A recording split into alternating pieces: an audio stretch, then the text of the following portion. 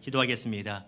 주님 감사합니다. 부족한 종, 무익한 종 주 앞에 다시 섰습니다. 주님, 날마다 매 순간 새롭게 역사하시는 주의 은혜가 이 시간 충만케 하여 주시고, 부족한 모습, 부족한 입술을 지켜주시고, 오직 주의 성령의 인도하심만이, 성령의 말씀만이 전파되는 시간 되게 하여 주시옵소서. 이 시간에 성령을 함께해서 전하는 종이나 듣는 종들 모두에게 한 마음으로 주의 말씀에 순복하게 하여 주시옵소서. 맡겨드립니다. 거룩하신 예수님의 이름으로 감사하며 축복하며 기도드립나이다. 아멘. 다시 한번 주의 이름으로 축복하고 감사합니다. 지난 99년도에 폴토스로 제가 유학을 처음 왔습니다. 10년을 유학생을 하고 한국 가서 목회를 하고 다시 오게 되었는데요. 결혼을 바로 하고 아무것도 가지지 않은 상태에서 진짜 왔어요. 와서도 특히 이상하지 않았습니다. 왜? 주변 신학생들도 대부분 가난했고 저도 가난했기 때문입니다. 그 당시에는 1,000불, 2,000불짜리 차 타는 게 이상하지 않았어요. 페인트 벗겨지고 덴트가 심한 차를 타는 신학생이 어렵지 않게 볼 수 있었습니다. 요즘하고는 달라요. 요즘에는 괜히 부하가 치밀어서요. 새로 오신 신학생들 새 차 보면 막 모습 긁고 싶어. 그러면 안 되는데 괜히 나는 그렇게 안 내는데 나는 어려웠는데, 이게 신학생이라서 어려운지 어려우니까 신학생이 된지 모르는데 늘 어렵고 가난했습니다. 당시를 생각하면요, 뱅크 오브 아메리카 제 은행 잔고에 10불, 20불을 거의 넘겨본 적이 없는 것 같아요. 일을 안 했느냐? 아니죠. 교회에 사역하면서 작은 사례비도 받고 밤에는 건물 청소하고 낮에는 핸드폰 가게나 이런 데서 일을 했어요. 그때는 다 그러고 살았잖아요. 뜨리 잡을 때도요, 페이먼 나가고 뭐하면 남는 게 없는 거예요. 말씀으로 살아야 되는데 늘 잔고 때문에 걱정과 근심 가운데 살았던 시기가 바로 유학 시절, 신학교 시절이었습니다. 아이는 둘이나 낳는데 생활비는 계속 필요하죠. 힘든 겁니다. 큰아이가 한 5살 정도 됐을 때예요. 아이를 중고차 뒤에 태우고 어딘가를 가는데 그날도 돈 때문에 근심이 어떻게 갚지? 이 페이먼을 어떻게 막지? 이 생각으로 가득 차서 운전을 합니다. 근데 아이가 뜬금없이 질문해요. 아빠, 오늘 아론이하고, 친구 이름이 아론인데 아론이하고 노는데 청개구리 조그만 거 발견했다? 제가 대답했어요. 물가도 아닌데 청개구리가 어떻게 있지? 참 신기하네. 따뜻한 목소리가 아니라 귀찮아서. 돈 걱정 때문에 머리가 아파 죽겠는데 이상한 얘기하니까 귀찮은 거예요. 그래. 근데 아이가 말을 이어갑니다. 아빠, 근데 아론이가 개구리 밟았는데 안 죽었어. 제가 대답했어요. 니네가 아직 어리고 가벼우니까 죽지 않지. 아니 아빠, 발로 꽝꽝 점프하면서 밟았는데도 개구리가 안 죽었다니까. 돈 걱정에 가득 차서 너무 귀찮은 겁니다. 한 방에 끝내겠다 생각하고 제가 대답을 했어요. 제 아들 이름이 금성인데, 금성아, 하나님이 허락하지 않으시면 개구리 한 마리도 죽지 않아. 그런데 그 말이 끝나기 무섭게 하나님이 천둥 같은 소리로 제 가슴에다가 음성을 들려주세요. 그래? 근데 너는 왜 못 믿어? 눈물이 폭포수처럼 쏟아지는데요. 차를 급하게 갓길에 대고 한 20분 이상을 회개하면서 울었던 것 같아요. 지금도 삶에 어려움이 있을 때마다 그 생각이 납니다. 여전히 내가 믿음이 없구나. 여전히 내가 살아계신 주님을 못 믿는구나. 이걸 제가 돌아보게 돼요. 말씀은 아는데 말씀 위에 서지 못하는 겁니다. 마태복음 10장 29절과 31절 읽어볼까요? 시작. 참새 2마리가 한 아사리온에 팔리지 않느냐?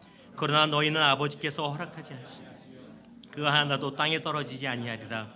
두려워하지 말라. 너희는 많은 참새보다 귀하니라. 참새 2마리가 하나 아사리온에 팔린대요. 뭐냐면 1+1이에요. 하나는 덤이에요. 덤 같은 참새도 하나님이 책임져 주는데 천하보다 귀한 하나님의 자녀인 여러분을 책임져 주지 않겠느냐 말씀하십니다. 여러분, 하나님의 살아계심을 믿으십니까? 하나님의 말씀이 진리인 것도 믿으십니까? 그렇다면 여러분의 삶의 고난 가운데 그 풍랑을 지날 때도 하나님이 여러분과 함께 하심이 믿어지기를 주님의 이름으로 축원합니다. 풍랑이 오래되면요, 그게 믿어지지 않거든요. 김병희 장사 없다는 것처럼요, 다 흔들려요. 그때 필요한 은혜가 믿어지는 은혜가 필요한 거예요. 내 의지가 아닌 믿어지는 은혜가 있기를 다시 한번 주님의 이름으로 축원합니다. 사실 이것만 해도 말씀 다 끝난 건데 그렇게 갈 수는 없으니까요. 자, 오늘 말씀 보면 배경이 이렇습니다. 사도 바울의 사역의 마지막 시간을 다루고 있는 것이 바로 사도행전 27장과 28장입니다. 우리가 알다시피 사도 바울의 평생의 소망 중 하나가 무엇이냐면 당대 세계 최고의 문화도시, 경제도시 중심이라고 할 수 있는 로마에 가서 복음을 전하는 것이었어요. 그걸 늘 준비하며 기도했지요. 그리고 하나님의 섭리 가운데 이제 죄인의 몸이 되어 호성선을 타고 로마로 가는 이제 배를 타게 됩니다. 출항을 하게 되었습니다. 사진 하나 볼까요? 자, 배를 타고 이렇게 가이사랴에서 떠나는데요. 이게 쉽지가 않습니다. 유라굴로라고 하는 광풍을 만나서 오랫동안 파손되게 됩니다. 14절에 보니 얼마 안 되어 섬 가운데로부터 유라굴로라고 하는 광풍이 크게 일어나니 사도 바울을 태운 배가 출항할 시기는 우리의 달력으로 보면 9월 말에서 10월 초입니다. 학자들이 말하기를 한 10월 5일 정도 됐을 거란 말이에요. 근데 그게 왜 중요하냐면 당시 지중해상에서 그 10월 초부터는요 초겨울이 시작되며 광풍이 몰려옵니다. 어지간해서는 봄이 올 때까지 항해하지 않는 것이 일반적인 것이었다고 해요. 근데 마지막 끝물에 배를 타고 가니 이게 쉽지가 않았던 것이죠. 사도행전 27장 전체를 보니까 사도 바울을 태운 이 배가 유라굴로라고 하는 광풍 때문에 무려 2주 14일 동안 800km 이상을 표류하게 됩니다. 항해가 아니라 이리저리 표류하게 되었다고 말하고 있어요. 그런데 이 유라굴로 북동풍 이 광풍의 특징이 무엇이냐면 먼저 갑작스럽다는 것이에요. 내가 예상하지 않았어요.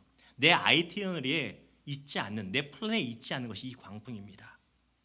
또한 내 생각보다 더 크고 두려운 것이 이 광풍이에요. 또한 내 힘으로 무엇을 해보려고 안간힘을 써도 쉽게 해결할 수 없는 것이 바로 이 광풍이에요. 20절이 말하죠. 여러 날 동안 해도 별도 보이지 아니하고 큰 풍랑이 그대로 있음에 구원의 여망마저 없어졌더라. 여러 날 동안 무슨 말입니까? 쉽게 끝나지 않는 것을 말하고 있어요. 해도 별도 보이지 아니하고 당시에 항법 레이더가 있는 것도 아니고 나침반도 있는 것이 아니에요. 낮에는 오직 해, 밤에는 별자리를 보고 항로를 정하고 방향을 가야 되는데 캄캄하니 어디로 가야 될지 도무지 알 수가 없었다는 것입니다. 그 결과 구원의 여망마저 사라집니다. 죽겠다 죽겠다 소리만 나는 그런 상황이 되었다는 것이죠. 그런데 이 모습이 누구의 모습이에요? 저와 여러분의 인생의 모습과 너무 흡사하다는 것이죠. 우리가 살다 보면 우리가 전혀 생각지 못했던 광풍과 같은 유라굴로 같은 큰 고난이 우리 인생과 가정 가운데 임하게 됩니다. 때로는 교회에 임할 수도 있어요. 전혀 예상하지 못한 고난 앞에서 무엇을 해야 될지 어디로 가야 될지 도무지 보이지 않는 상황 가운데 놓이게 됩니다. 캄캄합니다. 그로 인해서 우리 인생의 소망이 다 사라질 때가 있다는 것이에요. 제가 살아보니까 그런 날이 적지 않게 오더라고요. 여러분도 마찬가지죠. 돌아보면 하나님 은혜로 넘어왔지만 그런 광풍이 얼마나 많은지 몰라요. 그런데 오늘 말씀에 보니까 배 안에 모두가 삶의 소망을 다 잃어가고 죽겠노라고 포기할 때 오직 한 사람 사도 바울은 그렇지 않았어요. 그는 소망 가운데 굳건했던 것을 보게 됩니다. 그 비결이 무엇이란 말입니다. 25절 같이 읽습니다. 시작. 그러므로 여러분이 안심하라. 나는 내게 말씀하신 그대로 되리라고 하나님을 믿노라. 내게 말씀하신 그대로 되리라고 나는 믿는다는 것이에요. 사도 바울은 하나님의 말씀에 자신의 인생의 소망을 두었다는 것입니다. 먼저 바울은 광풍의 시기에 하나님의 말씀을 붙잡았다는 것이고요. 둘째, 받은 바 말씀대로 믿음으로 말하고 믿음으로 행동하며 최선의 삶을 살았다는 것이에요. 이 두 가지를 좀 더 구체적으로 나누기 원합니다. 첫째, 바울은 광풍의 시기에 하나님의 말씀을 붙들었다는 것입니다. 벌써 2년 전입니다. 재작년 한 5월, 2년 거의 다 됐죠. 당시 웨이코에서 큰아들과 둘째 아들이 같이 아파트에서 이제 대학 생활을 했는데 전화가 온 거예요. 큰형이 발목이 좀 부었다는 거예요. 둘이 그냥 뭐 이래저래 하다가 넘어졌는데 방구석에서 넘어졌는데 좀 부었다는 거예요. 별거 아닌 줄 알았죠. 한 2, 3일 뒤에 제가 출장을 갈 일이 있어서 아래쪽으로 잠깐 너희 집에 들리자 해서 갔더니 별거 아닌 게 아니에요. 탱탱 부었는데 피멍으로 부었어요. 아, 이상하다 해서 바로 이머전시를 어정케로 데리고 갔죠. 진단 결과가 당장 빨리 수술하지 않으면 절단해야 된다고, 부서졌다는 거예요. 발목이. 뭐가 없으면 뭐가 어떻게 된다고요. 완전 심하게. 저의 인생에 갑작스러운 광풍이 또 하나 불어온 거예요. 그 진단을 받고요, 웨이코의 그 어전센터 병원에서 나온 다음에 주차장에서 제가 주님 어떻게 하면 좋습니까? 기도를 해야 되는데 기도가 안 나와요. 하늘을 향해서, 하늘은 또 얼마나 얄궂게 맑은지 짜증이 확 납니다. 화를 마구마구 냈어요. 아이들 상대로 냈지만 하나님 들으라고 화를 많이 냈던 것 같아요. 이게 뭡니까? 이 멍청한 아들들은, 이 멍청한 것들은 왜 장난치다 이래서 발목이 댕강 부러지고 어떡하란 말입니까? 나보고 열심히 사는데 도무지 또 어떡하라고 이런 어려움을 줍니까? 하나님. 소리를 정말 고래고래 질렀어요. 경찰이 근처에 있었으면 아마 이렇게 됐을 거예요. 왜 그랬냐면 당시 보험도 없고 돈도 없어요. 짧은 제 계산으로 답이 안 나오는 거예요. 야, 이거 못 피한다. 이 광풍 내가 못 피하겠다. 내 힘으로 안 되겠다 싶은 겁니다. 하나님 은혜로 감사하게 한국에서 수술 잘 받고 정상적으로 지금 생활합니다. 그런데 그때 이후로 이 생각만 하면요, 너무너무 부끄러워요. 그래도 목사인데 좀 기도하는 모습이라도 자녀들한테 보였으면 좋은데 고래고래 소리 지르고 욕하고, 왜 그랬을까? 너무너무 부끄러운 거예요. 여러분은 아닌 척하고 앉아있지만 그 상황 되면 다 모릅니다. 그런데 성경 보았더니 믿음의 사람들은 다른 거예요. 야, 다르다. 누가? 다윗 왕이 달랐어요. 사무엘상 30장에 보니까요, 다윗과 그의 군대가 시글락이라고는 자신들의 동네를 떠난 사이에 아말렉 군사들이 와가지고 모든 사람들 다 잡아가고 모든 것을 다 훔쳐갑니다. 우리가 다 알잖아요. 큰일이 났습니다. 억장이 묻어있는 상황이 온 거예요. 근데 더 무서운 것은요, 다윗을 따르던 600명, 충성을 다하고 목숨을 바치겠다는 그 600명이 다윗을 돌로 치려고 합니다. 다윗, 네 때문에 내 처자식 다 사라졌다. 배신감도 들죠. 다윗이 무엇을 합니까?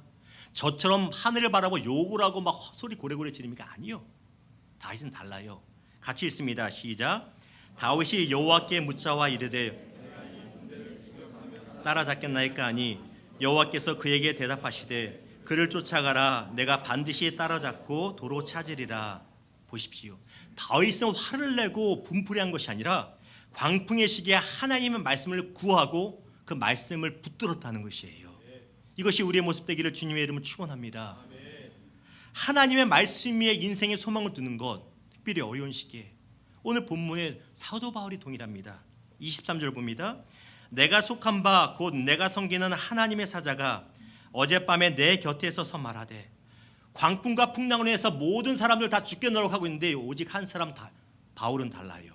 바울은 기도합니다. 풍랑 중에도요. 하나님, 이 풍랑 어떻게 이겨낼까요? 기도해요. 그러자 하나님이 선사를 통해 말씀으로 보여주시는 것입니다.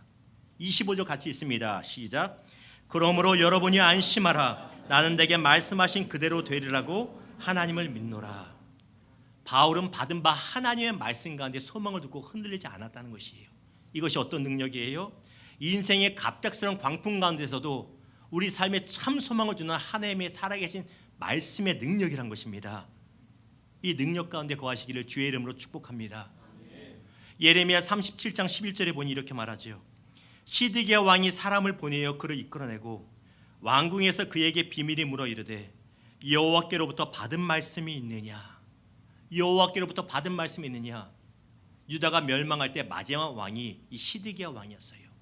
하나님을 불신하는 불신자 왕이었습니다. 당연히 선지자인 예레미야도 좋아하지 않았어요. 그런데 웅덩이에 빠져 갇혀있는 예레미야에게 와서 슬쩍 와서 물어봅니다. 무엇을요? 너 간밤에 하나님께로부터 받은 말씀이 있어 없어? 무엇을 봅니까? 불신자였던 시드기야조차도 삶의 광풍의 시기에 하나님의 말씀에 참 소망이 있다는 것을 알았다는 거예요. 불신자조차도 말씀이 자기 인생의 소망인 것을 알았다는 거예요. 저와 여러분의 모습이 어떠냐 말입니다. 시편 119편 49절 통해 시편 기자가 말하죠. 주의 종에게 하신 말씀을 기억하소서. 주께서 내게 소망을 가지게 하셨나이다. 여러분의 마음에 인생의 소망이 어디 있습니까? 말씀에 있습니까? 아니면 누군가의 말에 있습니까? 여러분의 계산에 있습니까? 말씀을 구하시고 말씀 가운데 소망 두시기를 주의 이름으로 축원합니다. 유학생활을 마치고 한국에서 이런저런 학교 사역을 하다가 이제 강남에 있는 모 교회로 부목사로 가게 되었어요. 딱 봐도 잘했을 것 같죠. 예, 잘했어요. 칭찬받으면서 부목사 사역을 잘하고 있는데 2013년 1월 달에 주의 감동이 와요. 뭐 개척하라면 감동을 주세요. 같이 기도한 것도 아닌데 제 아내와 저에게 동일하게 마음을 주세요. 한 달 정도 기도를 하고 당시 담임 목사님이자 멘토 목사님에게 찾아갔습니다. 목사님, 이제는 이 편한 곳을 나와서 개척을 해야 될 것 같습니다. 그러자 목사님이 딱 한 가지 질문하시고 너 빠꾸 다시 기도하고 와 그러세요. 그 질문이 뭐였냐면 하나님께로부터 개척에 대하여 받은 말씀이 뭐야? 제가 대답을 못했어요. 황 목사, 너의 마음에 감동은 있는데 말씀이 뭐야? 개척에 대한 그 말씀이 뭐야? 이거 받아와. 그때까지 못 나가. 왜 그런지 아세요? 개척해 보니까 알겠어요. 개척하면서 풍랑이 일잖아요. 마구마구 흔들릴 때 말씀 있으면 흔들리지 않고요. 말씀이 없으면 무너집니다. 마찬가지예요. 우리 인생 마찬가지입니다. 여러분의 상관데 어려움이 있을 때 말씀 있으면 그 말씀 붙들고 사는데요. 말씀 없으면 파산하고 만다는 것이에요. 그래서 시편 119편 105절이 말합니다. 우리 믿음으로 같이 읽습니다. 시작. 주의 말씀은 내 발의 등이요 내 길의 빛이니이다. 우리 인생에 부러지는 광풍의 특징 중 하나가 무엇이냐면 앞이 보이지 않는다는 거예요. 빛이 있어야 되는데 보여야 되는데 보이지 않아요. 근데 뭐라고 말해요? 주의 말씀이 내 발의 등이 되고 내 길에 빛이 된다는 것이에요. 어디로 가야 될지 모르는 시기를 혹시 보내고 있는지 모르겠습니다. 언제 끝날지 모르는 어려움의 시기, 답답한 시기를 여러분 보내고 있는지 모르겠어요. 앞이 보이지 않을 때 인생의 빛 대신 하나님의 말씀을 구하시고 말씀 가운데 참 소망 두시기를 주의 이름으로 축원합니다. 그래서 말씀을 평소에 많이 외워야 돼요. 인풋을 많이 해놓으면 결정적인 순간에 하나님이 성령님이 말씀이 튀어오르게 하세요. 근데 그게 없으면 힘들어요. 평소에 말씀을 가까이 하십시오. 자, 둘째, 오늘 말씀을 통해서 같이 나누기 원하는 것은요, 바울은 하나님께 받은 말씀대로 믿음으로 행동했다는 것이에요. 다시 말하면 믿음으로 주어진 환경에서 최선의 삶을 다해 준비했다는 것이에요. 여러분 혹시 스톡데일 패러독스라고 아시는지 모르겠어요. 이 스톡데일 패러독스는요, 월남전 당시에 스톡데일이라고 하는 장군의 겪은 이야기를 가지고 나온 것입니다. 이 장군이 베트공에게 잡혀서 수많은 병사들과 함께 잡혀서 무려 8년이나 포로 생활을 열악한 곳에서 하게 됩니다. 무려 8년이에요. 그런데 이 장군이 지켜보니까 잡히자마자 비관적인 생각으로 이제 다 죽었다는 사람들은 금세 죽어버리더래요. 근데 반대로 난 언제가 나갈 거야 하고 무작정 근거 없는 낙관주의에 빠진 사람도 금세 죽어버리더래요. 왜냐하면 야, 이번엔 부활절이 오네. 부활절 특사에는 하나님이 날 내보내줄 거야. 그러고 있던 사람은 죽어버리고 낙심돼서 에이, 이번 추수감사 땡스기빙 때 나가겠지 했던 사람도 그게 이루어지지 않으니까 죽어버리고 크리스마스 때 죽어버리고 다 죽어나가더래요. 이 스톡데일 장군은 소망을 잃지 않았어요. 언젠가는 하나님 나를 자유케 하실 거야. 그런데 내가 정한 때가 아니라 하나님 때가 있을 거야. 그리고 8년 동안 자신의 삶을 준비했다는 거예요. 몸 관리도 하면서. 그것이 바로 스톡데일 패러독스입니다. 왜 이 말씀 드리냐면 우리의 신앙도 마찬가지이기 때문입니다. 우리가 하나님의 전능하심을 믿고 하나님을 의지한다고 고백한다는 것이 나는 아무것도 안 하고 하나님이 알아서 하실 거야 라는 말과 동일하지 않다는 것이에요. 죄송합니다만 제가 목회하면서 이제 교회도 성장하고 뭐 개척도 이게 이전도 하고 이게 건축도 하고 했거든요. 그때 가장 얄미웠던 사람이 누군지 아세요? 목사님, 하나님이 다 하실 거예요. 근데 지는 아무것도 안 해. 볼 때마다 화가 나. 사랑하는 성도지만 속마음은요, 하나님이 다 하실 거야. 근데 너도 좀 해. 이 말이 확 나요. 근데 그분만 그런 게 아니고 저의 모습도 여러분의 모습도 그래요. 하나님의 전능하심을 믿는데 아무것도 안 해요. 그게 믿음인 줄 알아요. 아니요. 전능하심을 믿기 때문에 약속의 말씀을 받았기 때문에 더 기도해야 되는 거고요. 일상에서 내게 주어진 최선을 다해 준비해야 되는 거예요. 이게 없으면 아무것도 안 됩니다. 오늘 본문의 바울의 모습을 보십시오. 광풍으로 인해서 바울이 주저앉았습니까? 아니요. 낙심에 빠지지 않아요. 그렇다고 근거 없는 낙관주의에 빠져서 아무것도 하고 있지 않습니다. 안 하고 있는 것이 아니에요. 그는 믿음으로 말하고 믿음으로 행동하고 있다는 것이에요. 볼까요? 27절 여러분 읽습니다. 시작.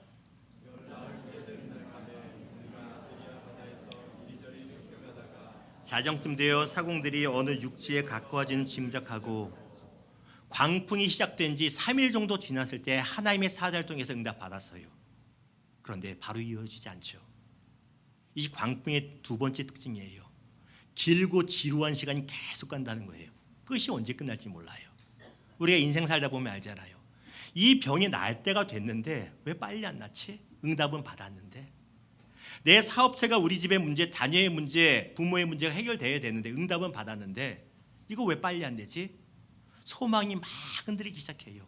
길고 지루한 시간이 계속됩니다. 하나님의 약속은 반드시 이루어집니다. 믿으십니까? 그런데 하나님의 약속은요 대부분 씨앗의 형태로 주어져요. 무슨 말이냐면 응답이 씨앗으로 왔기 때문에 성취까지 길고 지루한 시간이 계속된다는 거예요. 이때 인내의 믿음이 필요해요. 그냥 누워서 자고 있는 게 인내의 믿음이 아니라 사력을 다해 기도하고 내게 주어진 삶을 개척하고 준비하는 것, 이것이 필요한 것입니다. 재미있는 게 뭔지 아세요? 사복음서에 나온 예수님의 기적을 보면요 광풍을 많이 만나세요. 근데 예수님은요 한방이에요. 바다야 잠잠하라, 파도야 잠잠하면 다 돼요. 우리가 신앙생활하면서 바라는 게 사실 그거예요. 나에게 이런 능력을 주시는가, 한 방에 끝나든가, 아니면 한 방에 내 기도하는데 응답하셔서 사라지든가. 근데 뭘 봐요? 대부분 이런 일은 나타나지 않아요. 길고 지루한 광풍의 시가 계속 가고요. 그 가운데 우리의 믿음을 계속 보기 원하세요. 바울은 이 시기에 최선을 다해 자신의 삶을 준비했다는 것이에요. 31절과 32절 교독합니다. 제가 먼저 읽습니다. 바울이 백부장과 군인들에게 이르되 이 사람들이 배에 있지 아니하면 너희가 구원을 얻지 못하리라 하니. 32절 여러분 읽습니다. 시작. 이에 군인들이 거룻줄을 끊어 떼어 버리니라. 바울이 탄 배의 선원들이 바울을 통한 하나님의 약속을 믿지 못해요. 왜? 14일이나 지나도 응답이 안 되니까. 그래서 몰래 거룻배 구명선을 떼어다가 지들만 도망가려고 하는 거예요. 바울이 무엇을 해요? 하나님이 응답하셨으니 하고 뒷짐지고 있지 않습니다. 군인들을 찾아가서 저 사람들 없으면 우리에게 큰 낭패입니다. 잡으십시오 하고 그걸 막아내요. 믿음 좋다고 가만히 있지 않았어요. 34절입니다. 음식 먹기를 권하노니 이것이 너희의 구원을 위한 것이요 너희 중 머리카락 하나도 잃을 자가 없으리라 하고. 14일이나 되는 광풍으로 인해서 사람들이 배멀리를 심하게 하고 입맛이 다 잃고 이제 굶어 죽기 직전까지 갑니다. 바울이 뭐해요? 하나님이 40일 금식해서 살려줄 거예요. 그러지 않아요. 음식을 했는지 구했는지 몰라도요 276명 배 안에 모든 사람들에게 가서 먹입니다. 믿음의 말을 하고 믿음의 행동하며 격려하는 거예요. 이게 참 신앙이라는 것입니다. 여러분 혹시 과거 그룹 사운드 들국화라고 아세요? 들국화의 유명한 노래가 산호라면입니다. 가사가 어떻게 됩니까? 산호라면 언젠가는 밝은 날도 오겠지, 좋은 날도 오겠지. 맞아요. 저도 살아보니까 인생사 세웅지마라고 좋은 날 와요. 밝은 날도 옵니다. 흐린 날도 있지만.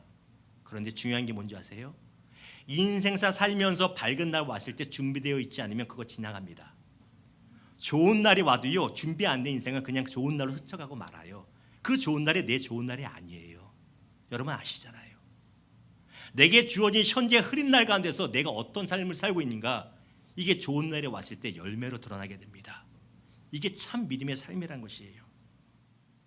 제가 드라마를 좋아하지 않아요. 왜냐하면 한 번 보면 끝까지 봐야 돼. 너무 시간이 많이 가요. 최근에 옆에서 하도 많이 보라고 그래가지고 폭삭 소가수단가 그거를 막 몰아가지고 봤어요. 물론 말씀은 다 준비하고 본 거예요. 여러분 보신 분도 있겠지만 폭삭 속았수다. 이 보니까 결국 제가 느낀 건 그거예요. 주인공의 인생에 끊임없이 광풍이 몰려와요.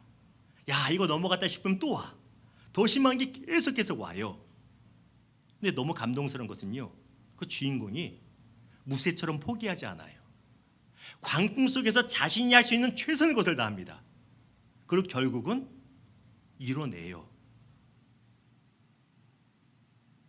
그 주인공들이 교회 다니는 사람 아니에요. 어떻게 하는 줄 아세요? 제가 드라마를 보면서 달력에 무슨 교회 써져 있나 그걸 계속 봤어요. 그런 게 없어요. 아, 교회는 안 다니는구나. 보세요. 불신자조차도 광풍 속에서 최선의 노력을 다하는데 믿는데 안 해요? 이건 참 믿음이 아니라는 것이에요. 야고보서 5장 7절에 말합니다. 같이 읽습니다. 시작. 보라, 농부가 땅에서 나는 귀한 열매를 바라고 길이 참아 이른 비와 늦은 비를 기다리나니 지혜로운 농부는 추운 겨울이라고 누워서 잠만 자고 있지 않습니다. 언젠가 다가올 그 봄날을 기다리면서 씨앗을 종자로 준비하고요, 만간이 농기구들을 다시 수선합니다. 왜? 그래야 봄날에 좋은 날이 왔을 때 그 봄날에 나에게도 봄날이 되는 걸 알기 때문입니다. 갈라디아서 6장 7절에 말합니다. 스스로 속이지 말라. 하나님은 업신여김을 받지 아니하나니 사람이 무엇으로 심든지 그대로 거두리라.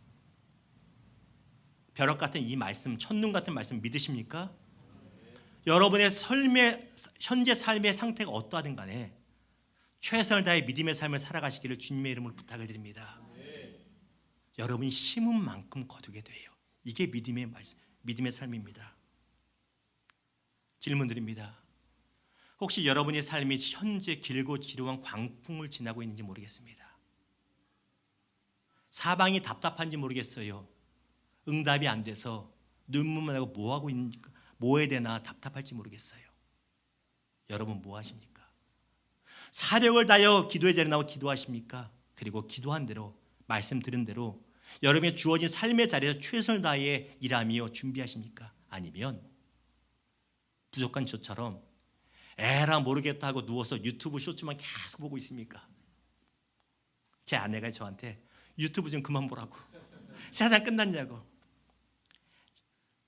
작년에 1년 넘게 준비하던 것이 안 됐어요.